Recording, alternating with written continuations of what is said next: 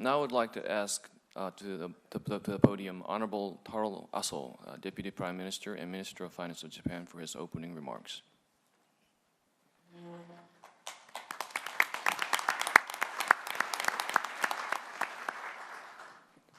I'm Taro Aso. Before I make the speech, I also like to express my sincere condolence to the great man from South Africa who influenced so many people, not only in Africa, but in all over the world. Well, it is my great pleasure to welcome you to this global conference on universal health coverage, jointly organized by the World Bank and the government of Japan.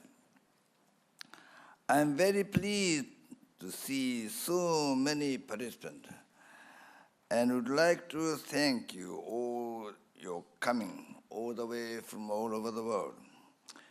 In particular, I would like to recognize several of our distinguished guests, including Dr. Margaret Chan, the Director General of the World Health Organization, the Honorable Mrs. Sherry Ayati, I hope my pronunciation is correct, the Minister of Health of Ghana, the Honorable Dr. Pe Tae Kim, the Union Minister of Health of Myanmar, the Honorable Professor Awa Mary Kaur Sek, the Minister of Health and Social Action of the Republic of Senegal, and Honorable Dr. Nguyen T. Kim Tien, the Minister of Health of the Socialist Republic of Vietnam. I would like to also express my sincere gratitude to Dr. Jim Yong Kim, the President of the World Bank and co-host of this conference. Healthcare is fundamentally important to ensuring the well-being and dignity of our citizens. It helps to cultivate the human resources needed for economic and social development, which together with economic infrastructure lay the foundation for poverty reduction and prosperity. The state of global health is changing significantly due to aging population and shift in disease structure from tuberculosis and other infectious diseases to non-communicable ones such as high blood pressure, diabetes, and cancer. To address these various health needs, country needs to enhance the overall level of health care systems. That's why the universal health coverage is increasingly important. I believe that Japan, as a developed and responsible country, has an obligation to promote the global cooperation on health. And I believe that our own experiences on universal health coverage will be informative and valuable for developing countries seeking to realize this goal. Over the past half a century, Japan has significantly improved its national level of health and achieved the longest life expectancy in the world. In 1950, Japanese men lived an average of only 60 years. I would be out.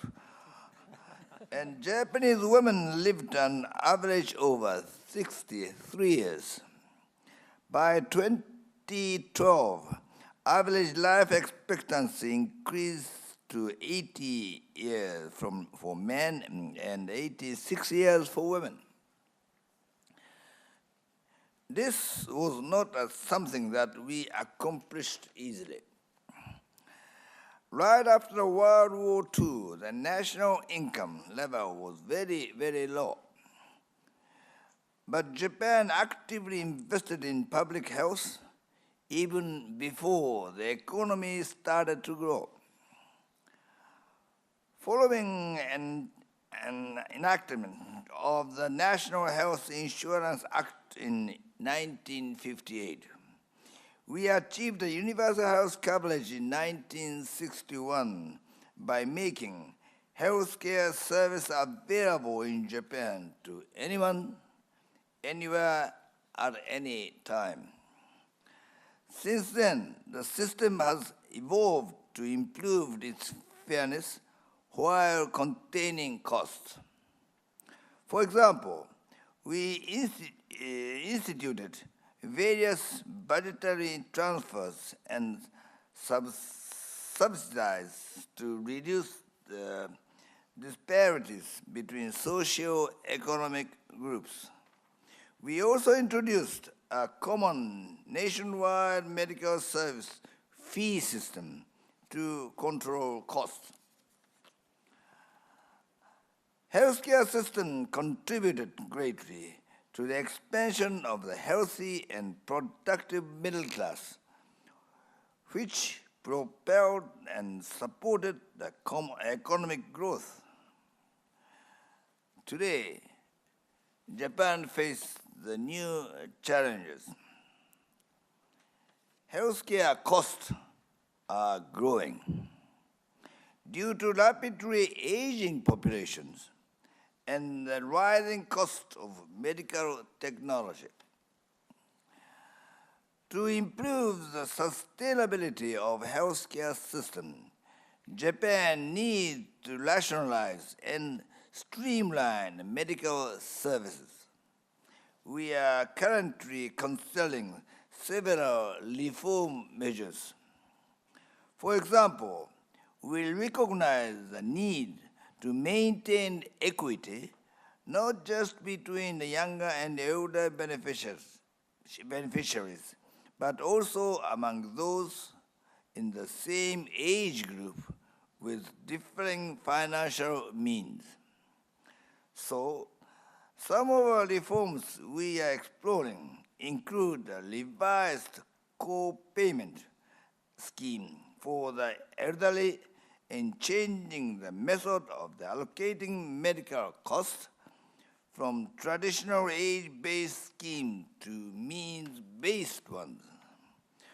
More specifically, we are considering enhanced fiscal transfers from insurers with wealthier contributors to those with poorer ones, and restrictions on budgetary support to those better off insurers.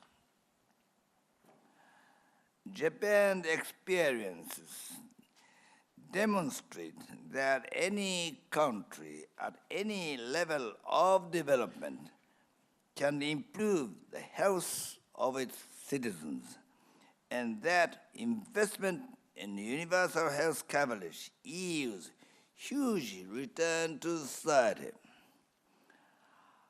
Our experiences also show that even after creating the universal healthcare system, continuous reform will be necessary for assuring fairness, increasing the quality of medical services, and maintaining the fiscal sustainability.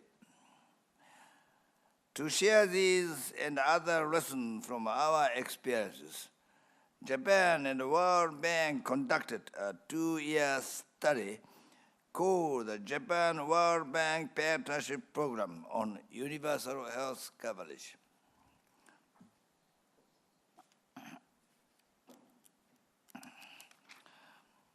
As you know, the World Bank has been a leader in promoting the universal health coverage in developing countries, so it was a pleasure collaborating with them on this effort. Maybe he was a doctor. Today's conference marks the official completion of the joint study, and expect that it will jump-start the rapid and widespread adoption of universal health coverage throughout the world. Japan and the World Bank are also organizing the flagship course of universal health coverage to help the developing countries learn about the strategies for achieving this goal.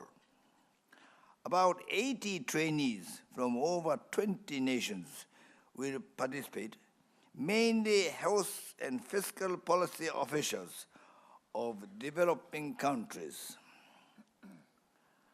I'm very pleased that we have come this far and expect that the flagship course will further promote the sharing of the result of the joint study. There is nothing more fundamental to human well-being than health, both for individual and for society as a whole. Investing in people, including their ability to live healthy and productive lives, is absolutely critical to reducing poverty and achieving the economic growth. It is never too early to work towards universal health coverage, even for countries at an early stage of development. But once established, it is important to continuously enhance the universal health care system to ensure their sustainability, quality, and fairness. In closing, I would like to reiterate Japan's determination to actively share our experiences and expertise to assist the country in their development. And I want to understand and underscore more commitment to work with the international community to address common challenges, including in the area of health. Thank you for your kind attention and participation. Thank you very much.